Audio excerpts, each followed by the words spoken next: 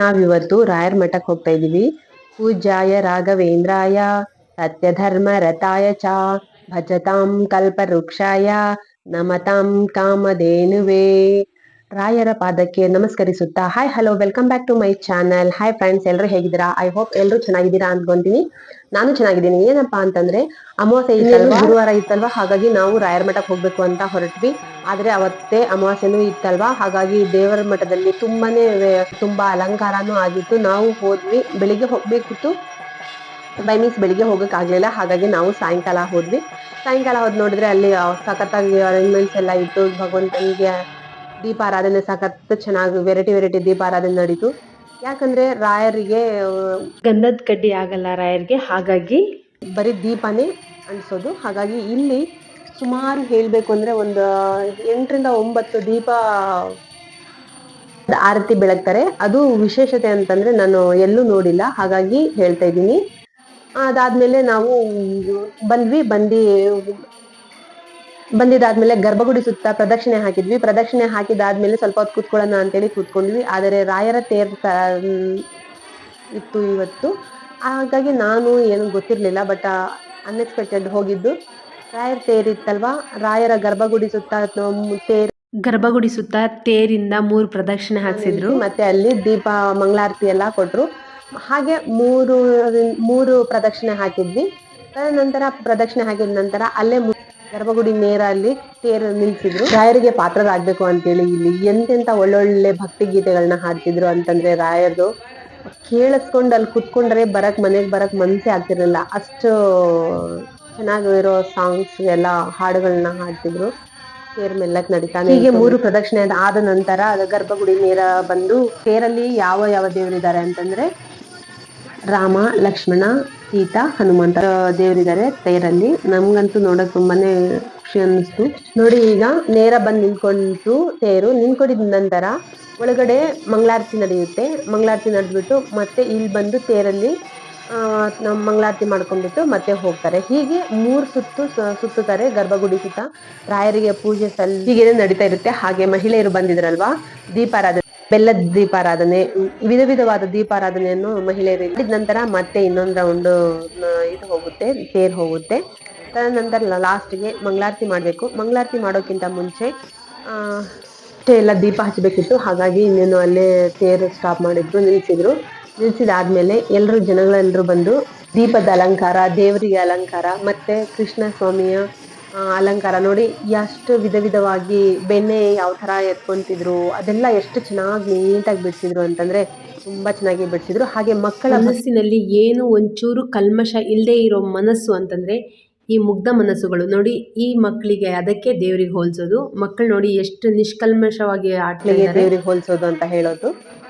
ಅಲ್ಲಂತೂ ಮಕ್ಕಳಂತೂ ತುಂಬಾ ಖುಷಿ ಪಡ್ತಿದ್ರು. ತೇರ್ ಮುಂದೆ, ಗರ್ಭಗುಡಿ ಮುಂದೆ ಬಂದು ನಿಂತ್ಕೊಂಡಾಗ ಅಲ್ಲಿ ಏನಂತಂದ್ರೆ ವಿಶೇಷವಾಗಿ ಕೃಷ್ಣನ ಭಗವದ್ಗೀತೆ ಇದೆ ಅಲ್ವಾ, ಕೃಷ್ಣ ದೇವರು ಭಗವದ್ಗೀತೆಯನ್ನ ತಕೊಂಡ್ಬಿಟ್ಟು ಆ ತಲೆ ಮೇಲೆ ಇಟ್ಕೊಂಡ್ಬಿಟ್ಟು ದೇವರಿಗೆ ನಮಸ್ಕರಿಸುತ್ತಾ ಕಾಪಾಡಪ್ಪ ಅಂತೇಳಿ ಏನೋ ಒಂದು ಇದಿತ್ತು. ಹಾಗಾಗಿ ಎಲ್ಲರ ತಲೆ ಮೇಲೂ ಕೊಡ್ತಾ ಇದ್ರು ಭಗವದ್ಗೀತೆನ ತಲೆ ಮೇಲೆ ಇಟ್ಕೊಂಡ್ಬಿಟ್ಟು ತಂದೆ ಕಾಪಾಡಪ್ಪ ಅಂತೇಳಿ ತೇರ ಸುತ್ತ ಪ್ರದಕ್ಷಿಣೆ ಹಾಕ್ತಿದ್ರು. ಇಷ್ಟು ಚೆನ್ನಾಗಿ ನಾನು ದೇವರು ಸ್ವಲ್ಪ ಆದರೂ ಒಳ್ಳೇದು ಮಾಡ್ತಾನೆ. ಯಾಕಂದ್ರೆ ರಾಯರು ಯಾರ ಭಕ್ತ ಅಂದ್ರೆ ಕೃಷ್ಣನ್ ಭಕ್ತರ. ತಲೆ ಮೇಲೆ ಇಟ್ಕೊಂಡ್ಬಿಟ್ಟು ಆ ಒಂದು ತೇರ ಸುತ್ತ ಪ್ರದಕ್ಷಿಣೆ ಹಾಕಿದ ನಂತರ ಇರುವಂತಹ ದೇವರುಗಳ ವಿಗ್ರಹ ಯಾವ್ಯಾವ ದೇವರಿದ್ರು ಅಂತ ಅವಾಗ್ಲೇ ಹೇಳಿದ್ನಲ್ಲ, ಮತ್ತೆ ಹೇಳ್ತಾ ಇದ್ದೀನಿ. ರಾಮ, ಲಕ್ಷ್ಮಣ, ಸೀತಾ, ಮತ್ತೆ ಹಾಗೆ ಆಂಜನೇಯ 4 ವಿಗ್ರಹಗಳನ್ನ ತಗೊಂಡು ಹೋಗಿ ಜೂಲದಲ್ಲಿ ಇಡ್ತಾರೆ. ಜೂಲದಲ್ಲಿ ಇಟ್ಬಿಟ್ಟು ಅಲ್ಲೊಂದು ಒಂಚೂರು ಭಗವಂತನಿಗೆ ಮತ್ತೆ ದೀಪದ ಆರತಿ ಮಾಡಿ ತಂದಿರೋ ಹೂವನ್ನೆಲ್ಲ ಕೆಲವು ಮಹಿಳೆಯರು ಅಲ್ಲಿ ಕುತ್ಕೊಂಡ್ಬಿಟ್ಟು ಹೂವ ಎಲ್ಲ ಕಟ್ಬಿಟ್ಟು ಕೊಡ್ತಾ ಇದ್ರು. ತದನಂತರ ದೀಪ ಹಚ್ಚಿ ಅಂತ ಹೇಳಿದ್ರು. ಎಲ್ಲರೂ ದೀಪ ಹಚ್ಚಿದ್ರು. ನಾನೊಂದು 4-5 ಹಚ್ಚಿದೆ. ಅಂದ್ರೆ ದೀಪ ಹಚ್ಚಕ್ಕೆ ಅಲ್ಲಿ ಕಡ್ಡಿ ಕೊಟ್ಟಿದ್ರು. ಕಡ್ಡಿ ಏನ್ ಕಡ್ಡಿ ಅಂತ ಗೊತ್ತಿಲ್ಲ. ಆ ಕಡ್ಡಿಗೆ ಎಲ್ಲ ಕಾಟನ್ ಸುತ್ತಿ ತುಪ್ಪ ಹಚ್ಚಿದ್ರು ಅನ್ಕೊಂತೀನಿ. ತುಪ್ಪನೂ ಇಲ್ಲ ಇದು ಹಚ್ಚಿದ್ರು ಅನ್ಕೊಂತೀನಿ. ನನ್ನೊಂದು 5-6 ದೀಪ ಹಚ್ಚಿದೆ, ಅಂಟಿಸಿದ್ದಾದ ನಂತರ ಮತ್ತೆ ಆ ಕಡೆ ಹೋಗಿ ಮತ್ತೆ ಹಿಂದ್ಗಡೆ ಎಲ್ರು ಎಷ್ಟು ಚೆನ್ನಾಗಿ ಅಂಟಿಸ್ತಿದ್ರು ಅಂತಂದ್ರೆ ನನಗೆ ಸರಿಯಾಗಿ ವಿಡಿಯೋ ಮಾಡಕ್ ಆಗ್ಲಿಲ್ಲ. ಹಾಗಾಗಿ ಸ್ವಲ್ಪನೇ ವಿಡಿಯೋ ಮಾಡಿರೋದು. ಗರ್ಭಗುಡಿ ಸುತ್ತಲೂ ಎಲ್ಲರೂ ಹೋಗಿ ದೀಪ ಹಚ್ಚಿದ್ರು. ನಾನ್ ಮಾತ್ರ ಮುಂದೆನೆ ಸ್ವಲ್ಪ ಹಚ್ಚಿದೆ. ಅದರ ನಂತರ ಹಚ್ಚಿದ ಆದ್ಮೇಲೆ ಮಹಾಮಂಗಳಾರತಿ ಅಲ್ಲಿ ಸ್ಟಾರ್ಟ್ ಆಗೋಯ್ತು.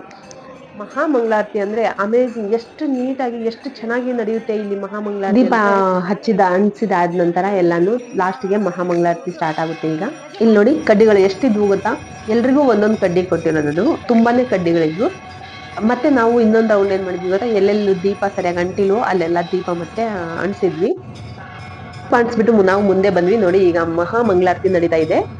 ಮಹಾಮಂಗಳಾರತಿ ಮಹಾಮಂಗಳಾರತಿ ನಡೀತು ಅಂತಂದ್ರೆ ಅಷ್ಟೇ ನೀಟಾಗಿ ಮಹಾಮಂಗಳಾರತಿ ನಡೀತು. ಎಲ್ಲರೂ ದೇವರ ಕೃಪೆಗೆ ಪಾತ್ರರಾಗಿ ನೋಡಿ.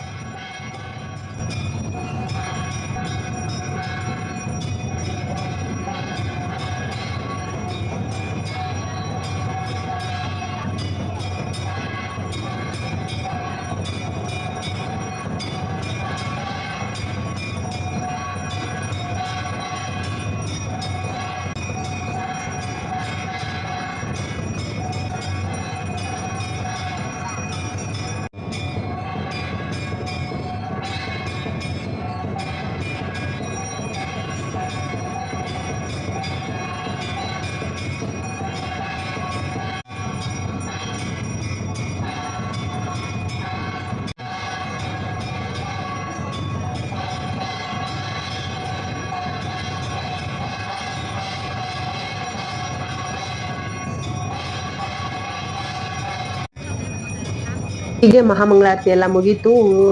ನಂತರ ನಾವೆಲ್ಲ ಮಂಗಳಾರತಿ ತಗೊಂಡ್ಬಿಟ್ವಿ. ಮಂಗಳಾರತಿ ತಗೊಂಡಿದ್ದಾದ್ಮೇಲೆ ಗರ್ಭಗುಡಿ ಸುತ್ತ ಹೋಗಿ ಪ್ರದಕ್ಷಿಣೆ ಹಾಕೊಂಡ್ಬಿಟ್ಟು ತೀರ್ಥ ಎಲ್ಲ ತಕೊಂಡ್ಬಿಟ್ಟು ಮತ್ತೆ ಲಾಸ್ಟ್ ಆಚೆ ಹೋಗ್ಬೇಕಾಗಿತ್ತು. ಆಚೆ ಹೋಗ್ಬೇಕಾದ್ರೆ ದೇವರ ತೀರ್ಥ ಎಲ್ಲ ಮೈ ಮೇಲೆಲ್ಲ ಎರಚ್ತಿದ್ರು, ತುಂಬಾ ಚೆನ್ನಾಗಿತ್ತು. ತದನಂತರ ನಾವೇನ್ ಮಾಡಿದ್ವಿ, ಆಚೆ ಬರ್ಬೇಕು.